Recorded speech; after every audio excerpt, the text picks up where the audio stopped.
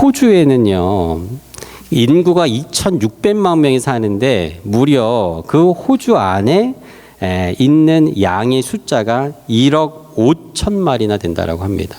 사람의 숫자보다 어마어마하게 많은 배가 있죠. 이 양들 1억 5천 마리의 양들을 키우기 위해서 훈련된 개가 필요한데 그 개 한 마리가 3천 마리의 양을 몰고 다닌다 그래요. 놀랍죠? 제가 우리 집에 제가 어릴 때도 개를 키워봤지만 지금 있는 개도 훈련을 시킵니다. 세 가지를 할 수 있어요. 오른손, 왼손, 엎드려, 뿌이. 이렇게. 이거 다 해요. 근데 이거 이상은 못해요. 호주에 3천 마리 양을 모으는 개들은요, 그 개의 주인 손가락을 보고 움직인다 그래요. 똥개, 좀 지혜가 없는 개는 손 엎드려 이것만 하지만 기껏해야 빵 넘어지는 거지만 그 호주에 있는 개들은 손가락 주인 멀리서 손가락을 보고 오른쪽으로 하면은 양을 오른쪽으로 몰고 가네. 왼쪽으로 까딱하면은 왼쪽으로 몰고 가는 거야. 그리고 손바닥을 엎드려 내리면 개가 바짝 엎드리는 훈련을 합니다. 주인이 멀리 있어서 손이 보이지 않을 때는 그 개가 주인의 휘파람 소리를 들어요. 휘파람을 불면은 개가 양 3천 마리를 몰고 우리로 다 몰고 온다. 같은 개잖아요. 어쩌면 집에서 키우는 개를 아마 여러분들 더 좋은 사료를 먹이고 구스 옷을 입히고 하실 텐데 들에 뛰어놀고 밖에서 눈 맞으면서 자는 이 개들과 차이가 뭘까? 훈련된 개와 그렇지 않은 개의 차이라는 거예요. 개의 품종에 따라서 양을 치는 쉽독이 있긴 하겠지만 기본적으로 훈련된 개의 역할이 바로 그렇다라는 것입니다. 이 주인의 손을 보고 움직이는 개의 모습은 사실 시편 123편에 보면 다윗이 먼저 고백했던 말씀이에요. 여러분, 이 시편 123편은 여러분 잘 알고 계시는 시편 23편에 100을 더하는 시편입니다. 그 내용이 이래요. 하늘에 계시는 주여, 내가 눈을 들어 주께 향하나이다. 상전의 손을 바라보는 종들의 눈같이, 여주인의 손을 바라보는 여종의 눈같이 우리의 눈이 여호와 우리 하나님을 바라보며 우리에게 은혜 베풀어 주심을 기다리니다. 여호와여, 우리에게 은혜를 베푸시고 또 은혜를 베푸소서. 심한 멸시가 우리에게 넘치나이다. 다윗이 하나님 앞에 고백한 것은 종이 상전의 손을 보고 그 명령에 순종하는 것처럼, 여종이 상전의 그 손 모양을 보고 순종하는 것처럼 나는 하나님만을 바라봅니다.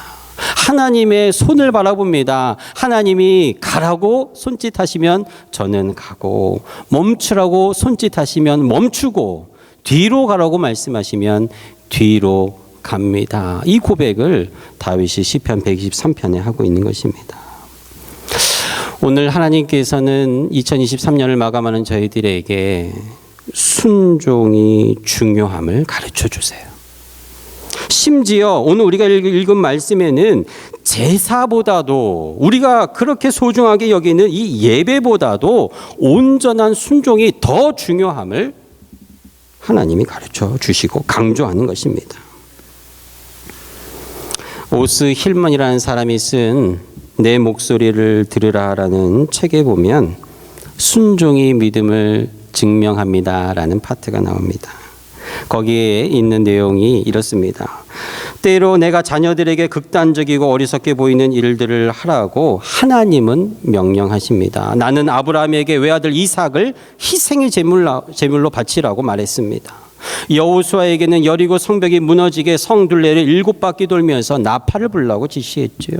어떤 사람에게는 나병을 치료받고 싶으면 호숫가에 가서 목욕을 하라고 시켰습니다. 내 아들 예수를 통해 진흙을 이겨 소경의 눈을 바르게 명령했고, 나는 순종을 테스트하려고 내 종들에게 이러한 일들을 명령합니다.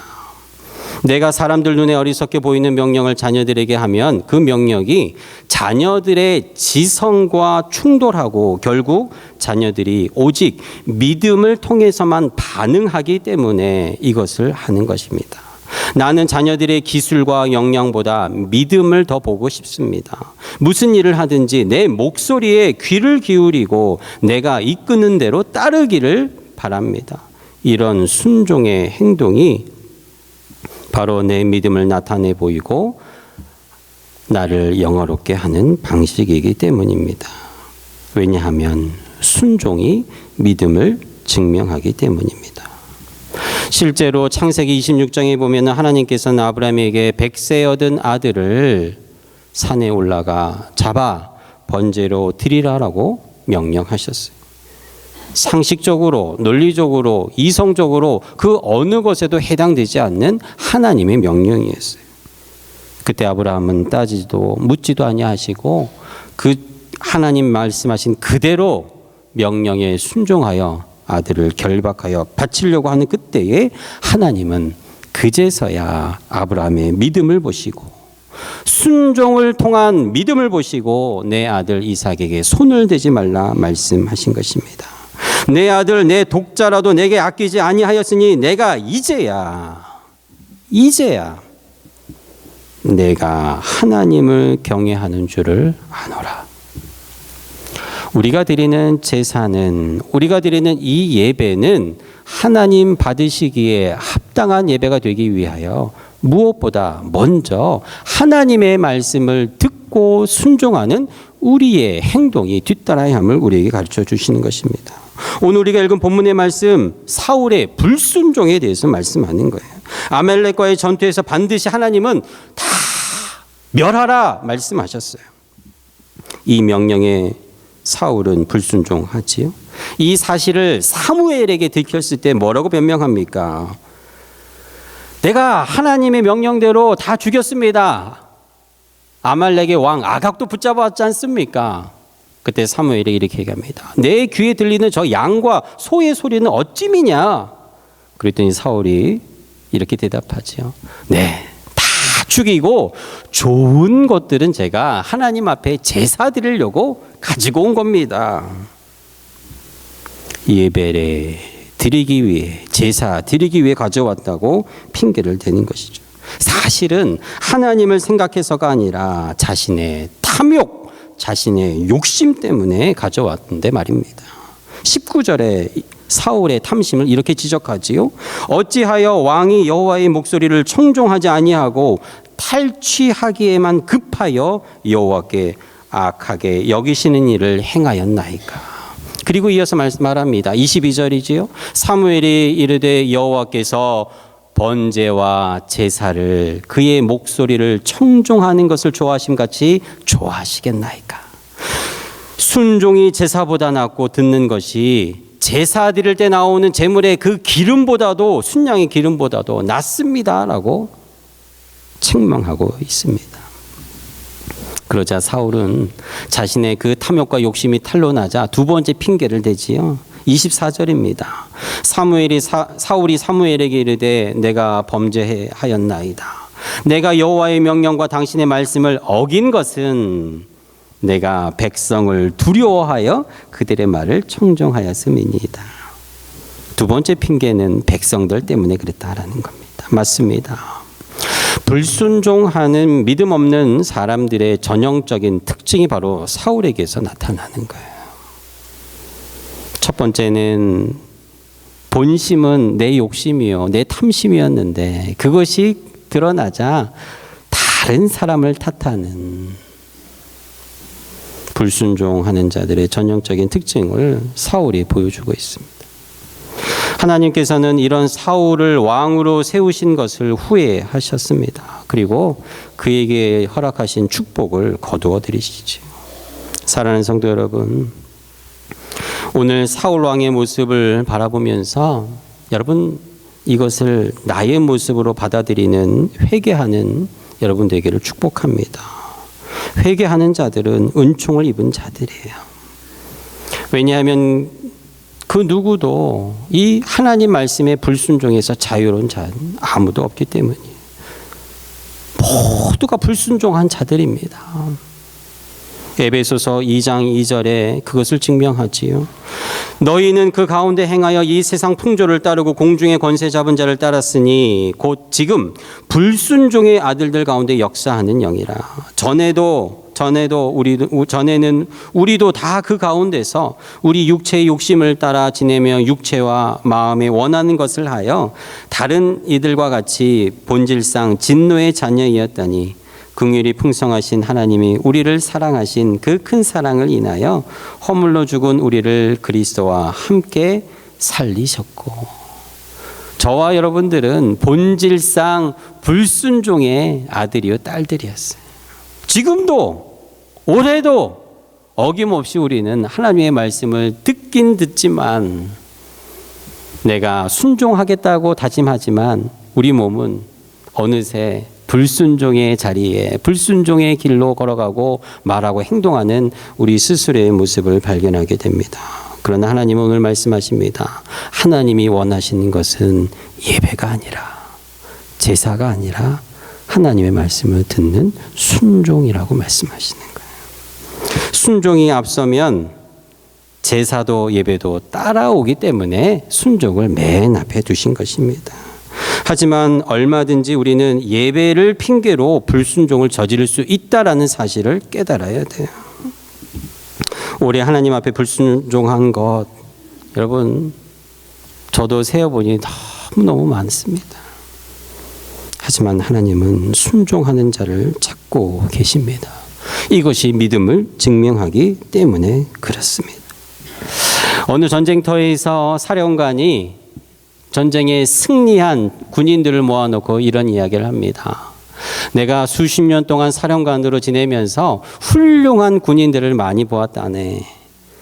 그 중에서 어느 군인을 제일로 여기는 줄 아는가? 이렇게 질문했습니다. 그때 군인들이 대답합니다. 전쟁에서 승리한 군인입니다. 전쟁에서 큰 공을 세운 병사가 최고의 병사 아니겠습니까? 하지만 사령관은 담담히 웃으면서 이렇게 이야기합니다. 내가 사령관으로 지내면서 제1의 병사로 꼽는 군인들은 치열한 전투 가운데 맨 뒤에서 퇴각하라는 나팔 소리를 불었을 때에 그 소리를 듣고 퇴각하는 군인이라네. 이제 조금만 더 하면 이길 수 있을 것 같으니 저 호각 소리에 귀 기울이지 않고 내가 이기고자 하는 방향으로 나아가는 군인이 아니라 내 뜻과 내 생각과는 상관없이 사령관이 뒤에서 호각을 불면, 나팔을 불면 퇴각하라라는 소리를 듣고 지체 없이 그 명령에 순종하는 군인을 나는 최고의 군인으로 뽑는다. 이런 말을 했습니다.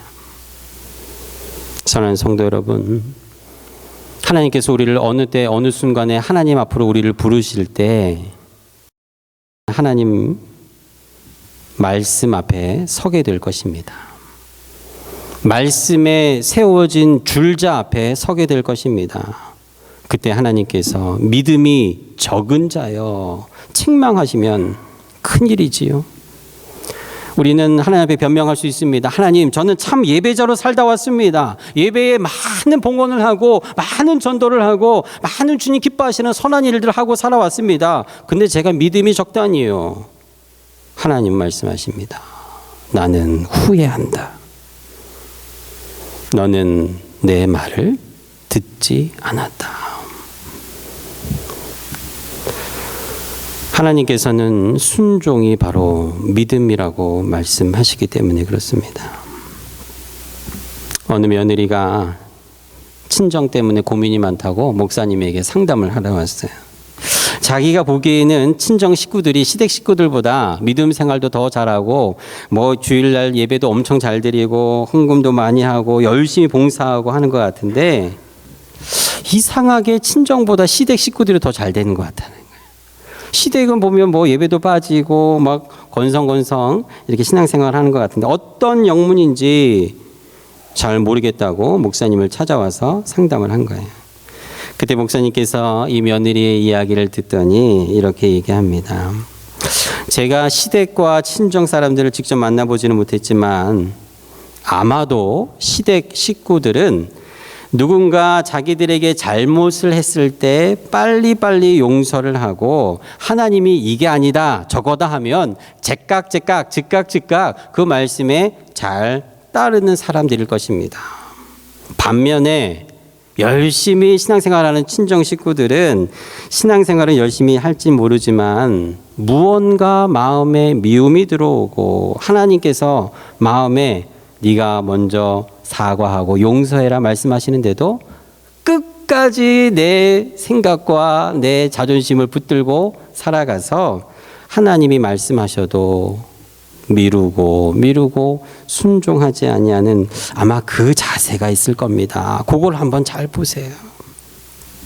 실제로 며느리가 시댁과 친정 그 행동하고 순종하는 것을 살펴봤더니 실제로 그러한 일이 있다라고 합니다. 우리가 하나님 앞에 말씀을 듣고 순종한다라는 것은 즉각적으로 순종하는 것을 의미합니다. 오늘 사무엘이 사울을 책망할 때 보면 사울이 회개합니다. 그리고 사무엘 바지를 붙잡아요. 가지 말라고. 나중에는 그 바지가 찢어질 정도로 사무엘이 돌아서지만 결국은 사울과 함께 가서 예배를 드려요. 기회를 줄 때 하나님의 말씀을 들려줄 때 즉각적으로 순종하고 그렇지 않은 것은 엄청난 차이를 보여주게 되는 거예요. 순종도 사실 훈련입니다. 즉각 순종하는 것도 순종입니다. 사랑하는 여러분, 새해에 하나님 앞에 즉각적으로 순종하는 자세를 갖기를 바랍니다. 근데 이것은 훈련이 안 되면 안 되는 거예요. 여러분, 교회에서도 목사님이 이거 하십시오, 저거 하십시오. 순종하는 자세를 가지시길 바라요. 순종이 안 되면 한번 생각해 보세요. 왜 목사님이 저걸 하라고 하실까? 왜 말씀을 보라고 할까? 암송하라고 할까? 매일 성경 읽고 묵상하라고 할까? 주일 예배 빠지지 말라고 할까?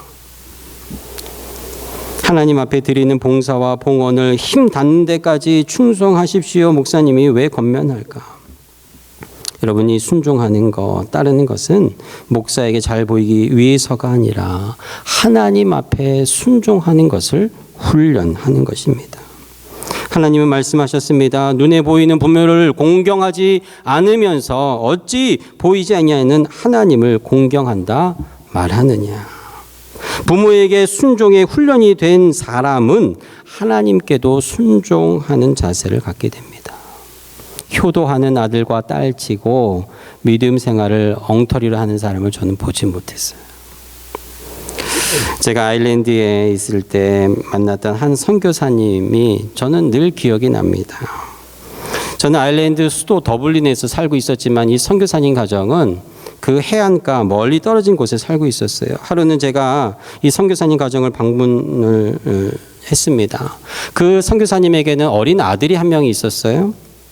멀리서 목사님 저희들이 왔다고 이 선교사님이 해안가 바닷가로 데려가서 물고기를 잡아주시겠다라는 거예요. 거기도 회가 귀하니까 회를 떠주겠다라는 겁니다. 그래서 우리 아이들하고 같이 따라갔죠. 그때는 의찬이가 3살, 4살 그때 되는 때였습니다. 바닷가에 가서 낚시를 이제 하려고 하는데 준비물이 많이 필요하잖아요. 이 선교사님이 그 아들, 어린 아들에게 얘기합니다. 얘야, 차에 가서 낚시 저 용품을 좀 가지고 와라. 그때 이 아들이 의찬이 어린 아이들과 이렇게 놀면서 가기 싫었던 거예요. 쭈뼛쭈뼛댑니다. 망설입니다. 그랬더니 옆에 있던 선교사님 사모님 아내가 그 아이를 쳐다보고 즉각 순종 이 말을 하는 거예요. 즉각 순종. 그랬더니 이 아들이 두말 없이 일어나서 차로 가서 그 물건을 가져옵니다.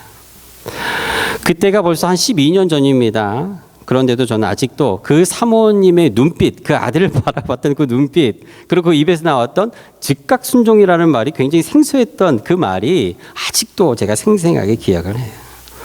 집에 와서 저희 아이들이 말을 안 들을 때 저도 똑같이 즉각 순종이라고 했더니 아이들이 즉각 불순종 이렇게 얘기하고 따르지 않더라고요.